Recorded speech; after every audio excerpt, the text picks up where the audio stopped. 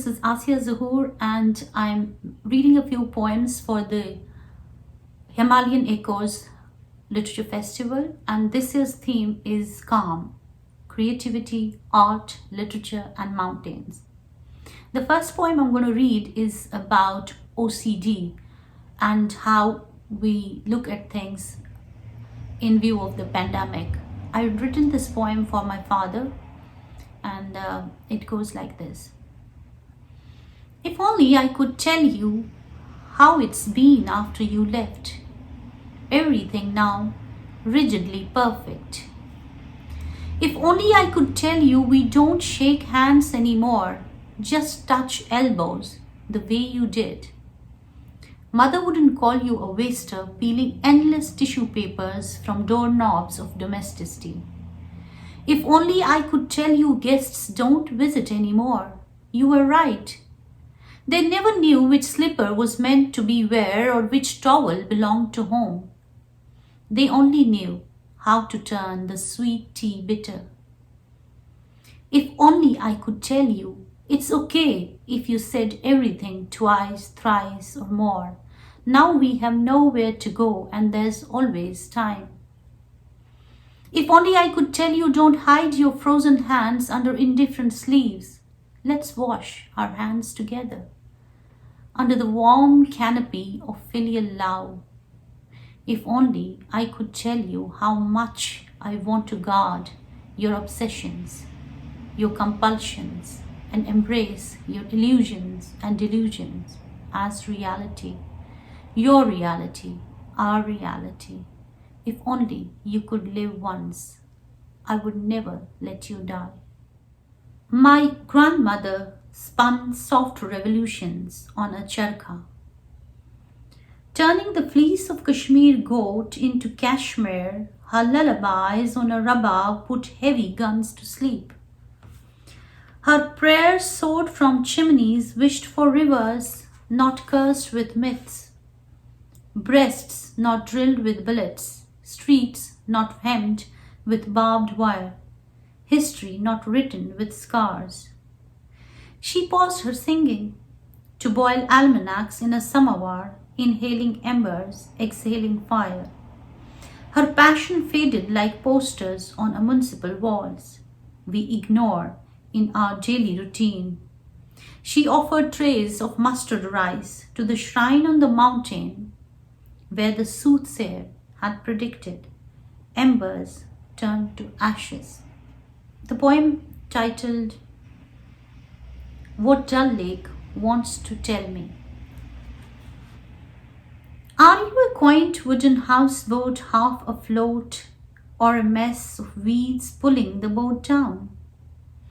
Or the slim concubine on a Persian miniature leaning on the marble monument to dead love?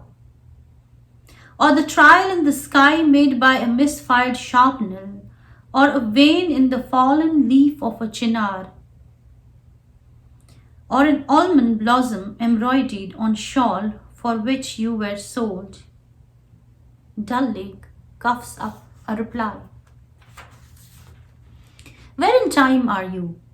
I can hardly hear the chatter of tourists, din of the boys squibbling, or the muezzin pronouncing death to the night.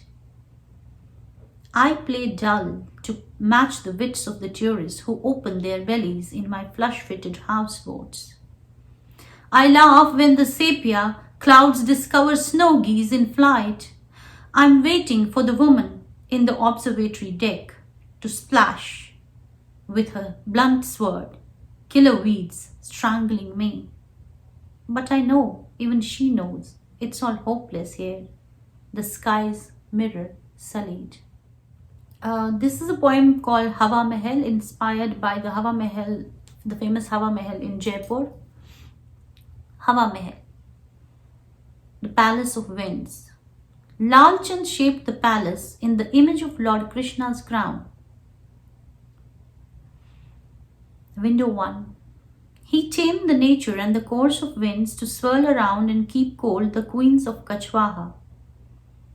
Wind made their beds sheets of snow on beds of burning sand. Window 9.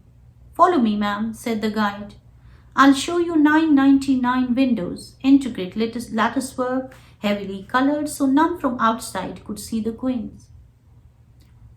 I followed him through the dark stairs, coiling up like a snake, but I lost my way back. Window 66. I ran and ran through rooms and alleys, but came to the same place again and yet again. I shouted. I called him a man. I didn't know his name. Listen, you, hey, take me to the exit gate. He didn't reply, but I saw an eye on every window, intensely looking at me. Window 88. The wind howled like a beast in pain. Windows turned to nameless graves and crowns to pyramids. Eyes turned into tongues at once, wailing here down, voices poured from the windows to walls. As bees waggle from hives like soggy pages, tongues were torn, but stories could still be read. Window 99. I am blamed for the sins of man and the serpent too. I was thrown into the testing fire by the kindest of the gods. I was bet in the game of dice by the wisest of the men. A witch was I to those who see God's image in men. I was stoned and flogged to death for someone's honor's sake. I was drowned in the dark of the womb. Scars by acid do I wear on my squashy little face. 1,000,000 times at 100 places I was sold, and yet to none I told. Of pains, of burns, of mutilations, of iron breasts and virginity tests. History refused to know me. It denied me martyrdom. So I died 1,000 anonymous deaths. Window 889. Yet my cavern, a battleground in late crackdowns in shanty camps, endured invisible wars. Sorrowful voices, 999, and one muffled mine, choked the flow of air in my head. Window 999. Guide, the men stood before me. Madam, you are hurt by falling from countless stairs. Falling, I found my way. I lay prostrate in front of the door where the brass board proclaimed, exit here. I sip cold coffee in Cafe Turtle, Khan Market, New Delhi.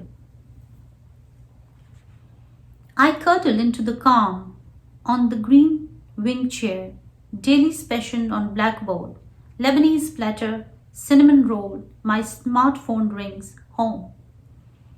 I step out to Turtle Terrace, shout, are you able to buy food during curfews in Kashmir? I feel guilty, I'm sure, at home. They've stripped the last green from leaves. I straighten my face, stroll back in. 2 grey-haired silk saris, blend kahwa and broad-minded politics. 3 Freb India kurtas talk profits, their bellies prosperous. Espresso machine hisses my name. Is caffeine tickling my nerves? Placard on the door. Have you got a Cafe Turtle loyalty card? I feel like a hopping clown, inverting loyalties. Lest the glances across the table declare my reverse solidarity. I huddle at my table, Stephen, with cinnamon crumbs.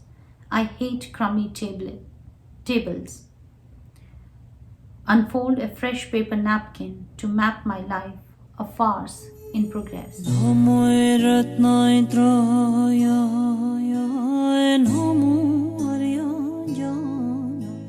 Saga